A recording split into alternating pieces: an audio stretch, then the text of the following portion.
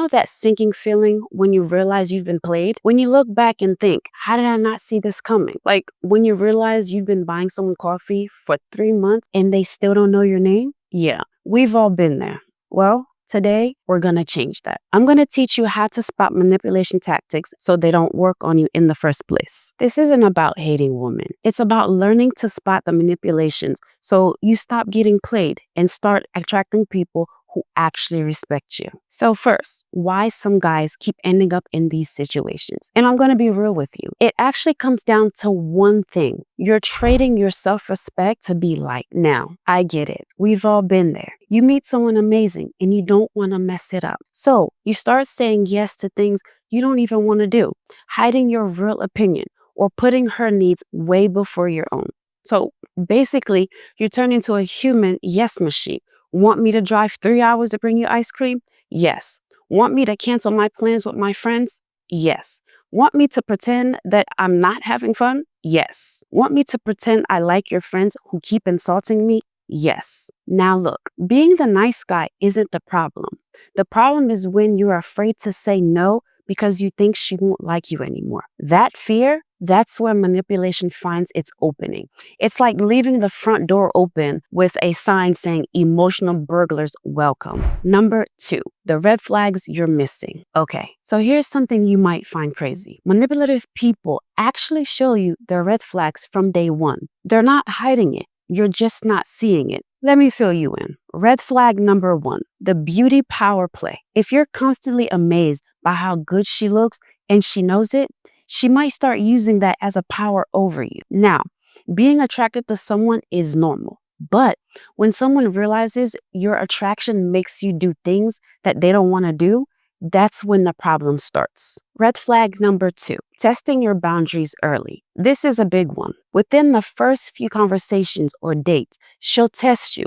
She'll maybe ask you to buy her something or tell you take a different route or suggest you pay for something.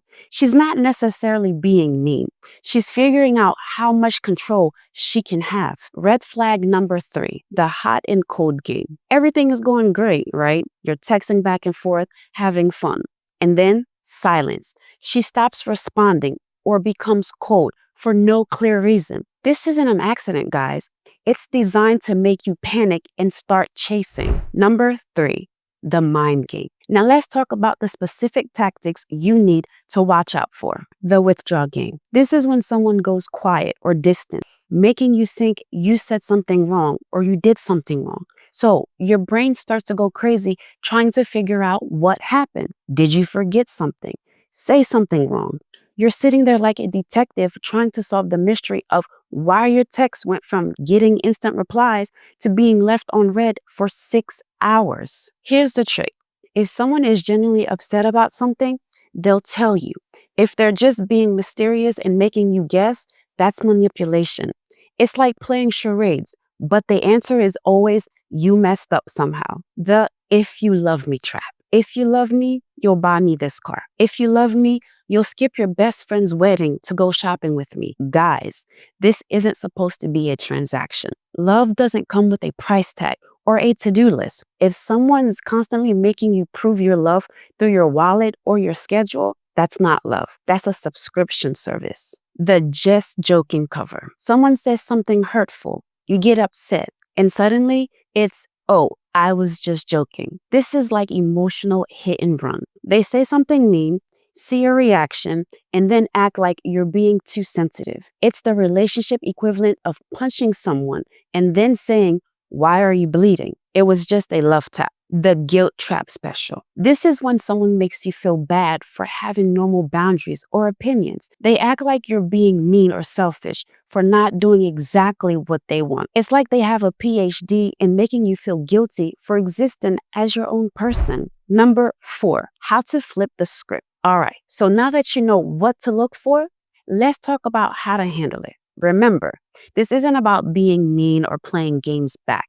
It's about being confident and having healthy boundaries. Rule number 1, never say yes without thinking. When someone asks you to do something, it's okay to pause and think. You can say, let me think about it. Or I'll get back to you. Don't feel pressure to answer immediately. Your mouth isn't a vending machine. You don't have to dispense an immediate yes every time someone inserts a request. Rule number 2, actions over word. Pay attention to what people do, not just what they say. If someone says they respect you, but they keep pushing your boundaries, believe their action. It's like when someone says they're on a diet while eating a donut. Number 3, the confidence response. Here's a real example. She asks you, are you going to buy me a drink? Instead of either immediately saying yes and looking desperate or defensively saying no and looking cheap, try this. Sure, let's find a spot where we can sit and chat, and I'll grab us both something. See what happened there? You're not saying no, but you're also not just doing whatever she wants. You're suggesting something that works for both of you guys. It's like a relationship jitsu. You're redirecting the energy instead of fighting it head on. Rule number 4, the walkaway power. This one is a big one. If someone keeps crossing your boundaries after you made them clear, you have to be willing to walk away, not as a threat, not to manipulate them back, but because you respect yourself. And here's the crazy part. When you're genuinely willing to walk away from situations that don't serve you, people treat you better automatically. And it's like having a superpower, except your superpower is just having standards. Number 5, building real confidence. Now, see, some of you might be thinking, but what if I lose her? And trust me, I get it. But here's what I've learned. If someone only wants to be with you when you have no boundaries, they don't really want to be with you. They want to be with someone they can control. And let's be honest here. If your relationship strategy is basically being a human doormat, you're not exactly building something that's going to last anyway. It's like trying to keep someone interested by being as boring as possible. Spoiler alert, it doesn't work. Real confidence isn't about being rude or playing hard to get. It's about knowing your worth and not being afraid to show it. When you have real confidence, you're not desperate for anyone's approval. You can say no without feeling guilty. You can attract people who actually respect you. You stop attracting people who wants to use you. It's like wearing invisible armor against manipulation. Number 6, the truth about what women actually want. Okay, so here's where I'm going to drop some truth that might surprise you. You know how some women will say, oh, that advice isn't true when some guys are talking about this stuff? Well, here's the thing, and I say this with love to all the ladies watching. Sometimes people don't actually know what they want until they experience it. It's like when someone says they hate chocolate, but they've never really actually tried good chocolate. They think they know, but they don't really know. You know, here's what's really happening. Society has programmed a lot of people to think they want the nice guy who does everything for them. The guy who's always available, the guy who's always agreeable, always putting them first. Sounds great in theory, right? But here's the plot twist. When someone actually gets that, they often get bored. It's like getting a participation trophy. Sure, it's nice, but did you really earn it? What people are actually attracted to, and it goes both ways, is someone who has their own life, their own opinion, and their own backbone. Someone who chooses to be with them, not someone who's with them because they have no other choice. And here's the funny part. The same woman who might comment, this advice is terrible, are often the ones dating the guys who actually do these things anyway. They're attracted to confidence, they just don't realize that's what it is. It's like when someone says they don't like bad boys, but then dates the guy who rides a motorcycle and has his own band. They're not attracted to him being bad.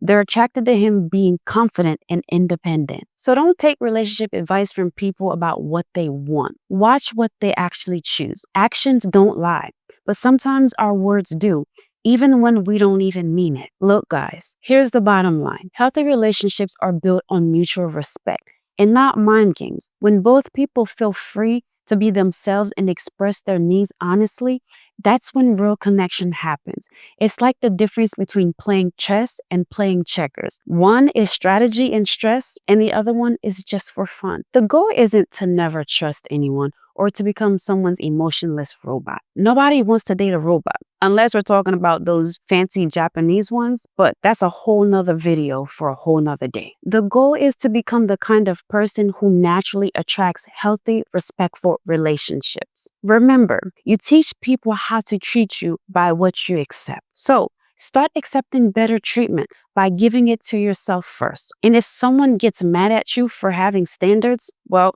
congratulations. You just discovered they weren't right for you anyways. It's like a built-in compatibility test. If this video helped you out, smash that like button. And I mean like really smash it. Pretend it owes you money. Let me know in the comments, what's your biggest takeaway? Or share your own story about when you finally learned to stand up for yourself. And if you want more content about building genuine confidence in healthy relationships, make sure you subscribe because I've got plenty more where that came from. Until next time, it's been your girl, REMI. Now go out there and be great.